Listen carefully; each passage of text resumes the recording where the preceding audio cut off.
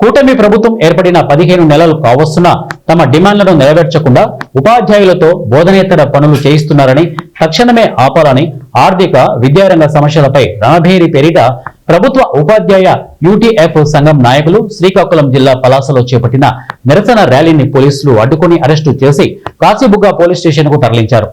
ఇక పలాసలో నిర్వహించిన నిరసన ర్యాలీలో రాష్ట్ర యూటీఎఫ్ సంఘ అధ్యక్షుడు వెంకటేశ్వరరావు పాల్గొని మాట్లాడుతూ 25 నెలలు గడుస్తున్నా 12వ పీఆర్సీ చైర్మన్ ని ఇంతవరకు నియమించలేదని, ఇక 4DAలు బకాయిలు పెండింగ్ లో ఉన్నాయని అన్నారు.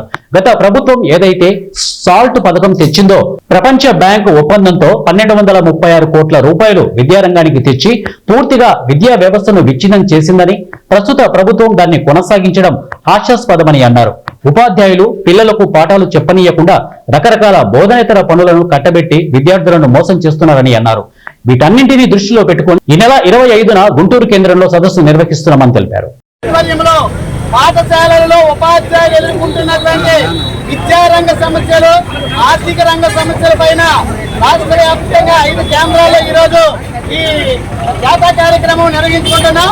అందులో భాగంగా శ్రీకాకుళం ఉత్తరాంధ్రకు సంబంధించి ఈరోజు శ్రీకాకుళం జిల్లాలో పలాసలో ఈ కార్యక్రమాన్ని మనం ప్రారంభించుకుంటున్నాం.